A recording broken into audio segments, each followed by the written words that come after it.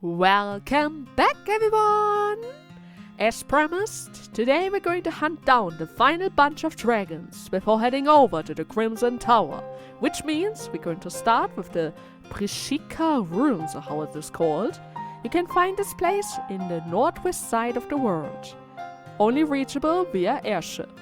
Inside of the ruins, we are able to meet an old friend, the Purple T-Rex. I think this is pretty much the second or maybe third time that I ran into you. But well, you can probably guess how that is going to end. Oh, by the way, on the way up the tower, I was able to find some old engravings. Ring the bell and the sound will make the tower tremble. We are the Dragon Saber, Order of Royal Knights. An awful foe has emerged. We struggled mightily. This is our armory. If we succumb, please use these in our stead. Those two notes are here to give us a clue that something else is hiding inside of this place. Something big. But first, let us toll the bell.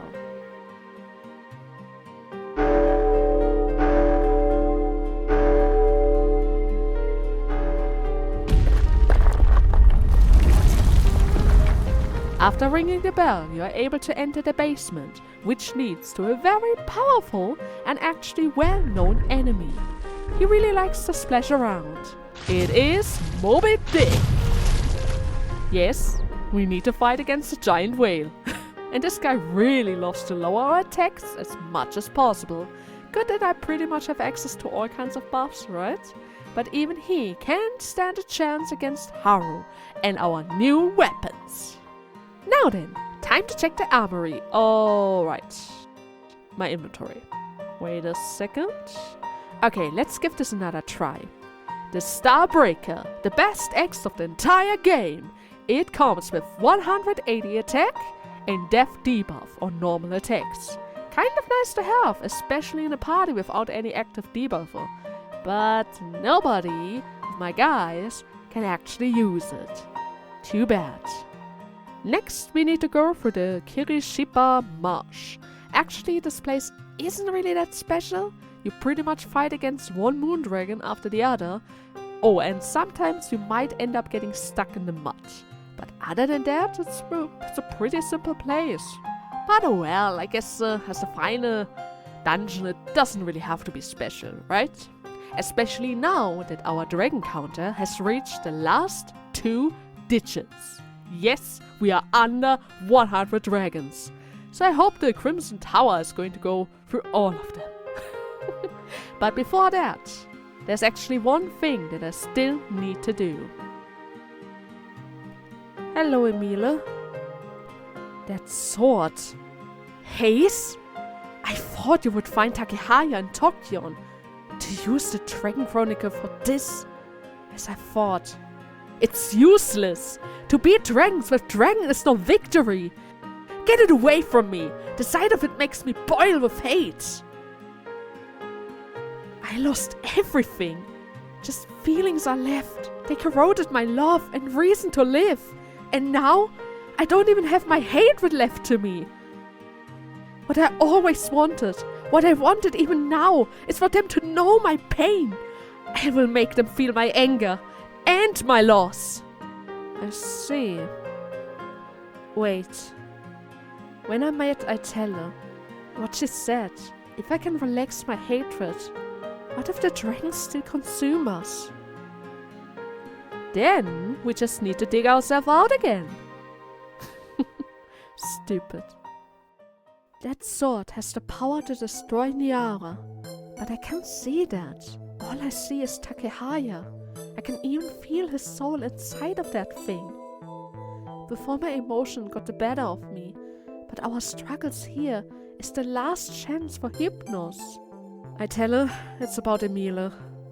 She's a real hell on wheels, ruthless and remorseless.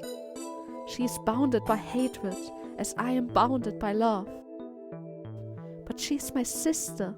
If I could talk to her. Vesperia, I have a request. I have located something in Shiba Forest, a monster den. Can you eliminate it? With Takehaya gone, the demons he kept in check have run amok. I need you to keep them away from my sister and away from Tokyon. I've opened you a patch to the forest.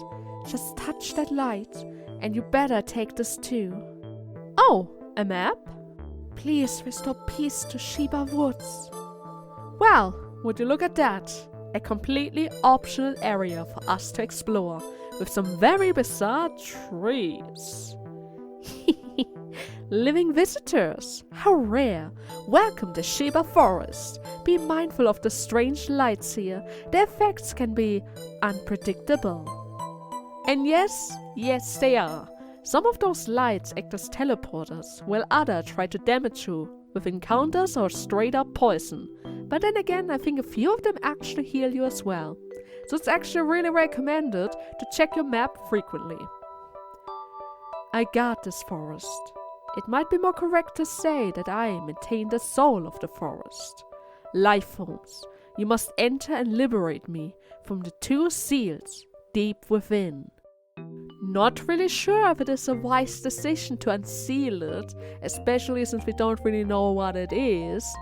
But I guess it's the only way to get through here, huh? Well then, I'm just going to skip over the first part of the left side, since it's pretty simple enough to solve itself.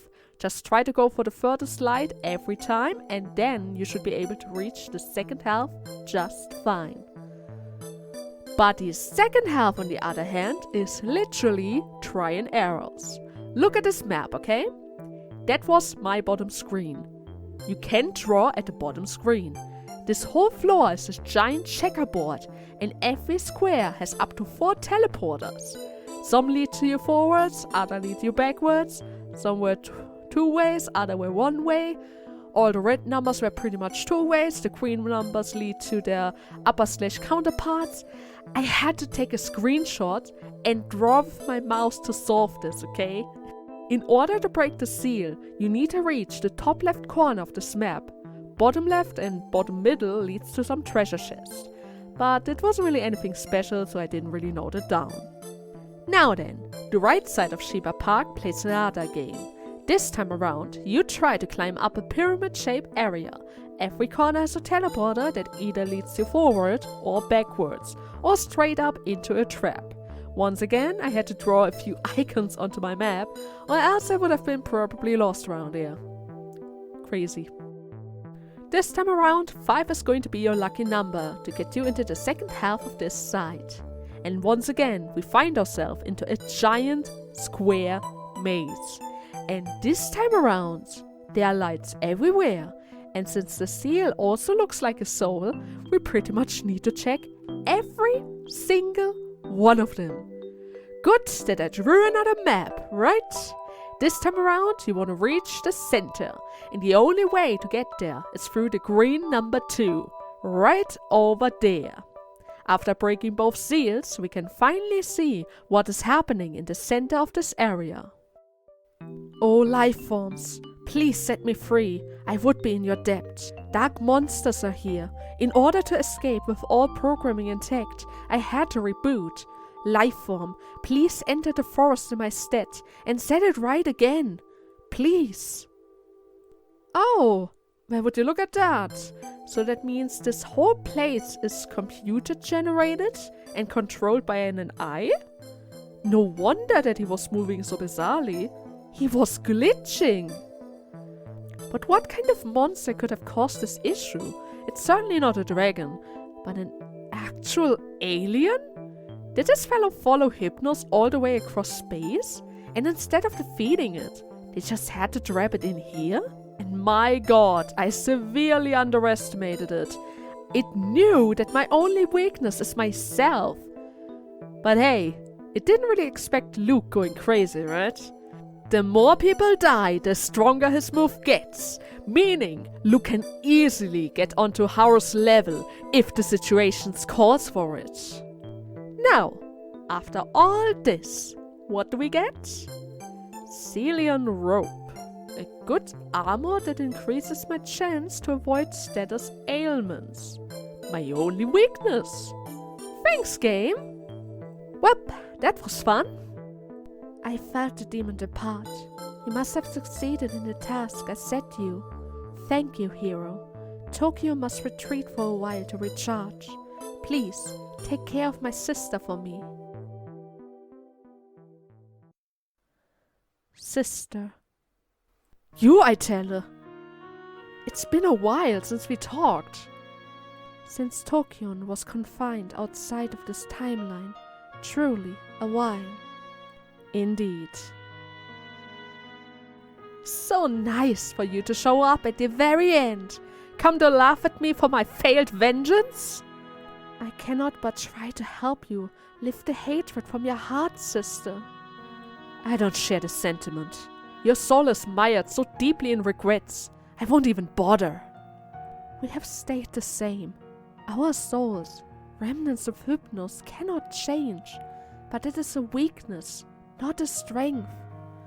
What nonsense! Human minds are weak. Their beliefs can be shaken by the tiniest of things. Unchanging hatred means they have the power to fight against evil. Thanks to that strength, I can fight it forever. I hate all of them. Niara and his dragons, your precious Takehaya and that supposed solution. They are all the same. I will murder them all.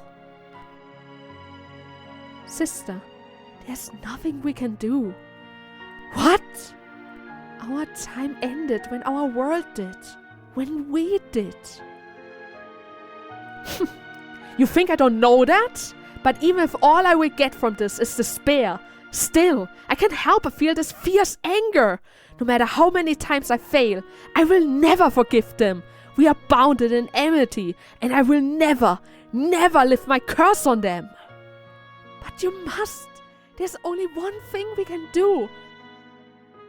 This next generation, we can watch over them. Huh?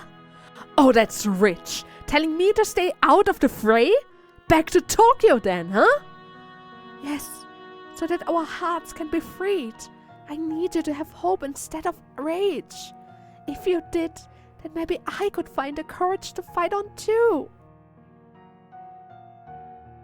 I tell her, do you still remember what it was to live?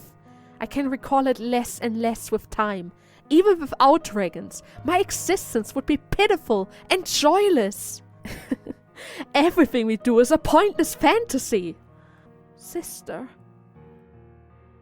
Maybe I'm tired of fighting on the front. Vesperia, are you ready for this? Wielding the sword, and you owe me a millennia of anger. You better swear to me that you won't stop until the dragons are through. Those eyes, they are just like Takehaya's, you know? They really are. I understand. If you will fight, Vesperia, I will trust you. But you must promise to inherit my hatred. Even if it costs you your lives, you must ensure that the dragons die. I will watch with my own eyes to see that you annihilate Niara. I didn't think my sister would simply set aside her hatred. But if her mission is entrusted to you, perhaps she can rest. Doris' blade cannot be stopped by the powers of dragons. A hope carefully sown in Takehaya's time. That nurtured hope you now protect. And with that, all preparations are ready. In the next part, we're going for Niara.